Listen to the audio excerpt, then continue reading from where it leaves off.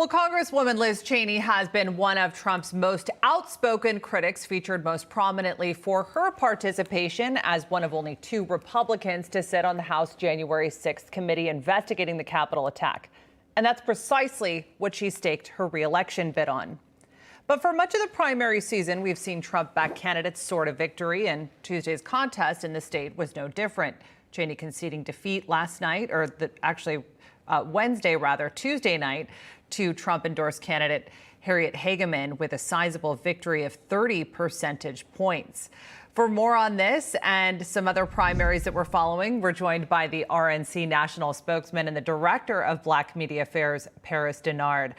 Paris, welcome to the program, and we appreciate you being with us. Take a listen to what Cheney had to say as part of her concession speech. We must be very clear-eyed about the threat we face and about what is required to defeat it. I have said since January 6th that I will do whatever it takes to ensure Donald Trump is never again anywhere near the Oval Office, and I mean it. So, Paris, I have to ask, I mean, she's talked about a political organization aimed at making sure the former president never runs again. She's hinting at a 2024 run herself. How big of a disruptor do you think she's going to be in these November midterms? Well, Liz Cheney is going to be irrelevant to the midterm elections because she is focused on trying to have a personal vendetta played out on the political sphere against former President Donald Trump. It should be a lesson to any Democrat and to any so-called Republican who wants to run their campaign based upon trying to besmirch the character of not only Donald Trump, but also President Trump supporters. Over 70 million people who voted for him that make up the Republican Party's base. What Harriet Hageman did was able to run an effective campaign with the people, to the people of Wyoming, and they decided in a resounding way that she was the one, Hageman was the one that they wanted to represent them because she was talking about issues that mattered to them. And so when it comes to the midterm elections, Republican voters, independent voters, Democrats alike are going to be looking at candidates who are going to put them first, candidates who are going to want to do things to help curb inflation, reduce gas prices, make sure that we're energy independent, keeping our communities safe, not focus on January 6th or Donald Trump. He's not on the ballot. What is on the ballot is the future of this country and which philosophy, which party is going to help lead us that way. Democrats have failed in that way. It's failed to lead. And people like Liz Cheney, unfortunately for them, decided to personally go after Donald Trump. And the voters rejected that because that's not what matters right now. It's not about Donald Trump. It's about the Democrats and how they're failing the American people with their policies. Paris, I want to talk a little bit about, Cheney says her career is not over. She hinted again at a potential presidential run. Where is her place right now in the Republican Party? And what do you think is ahead for her political future?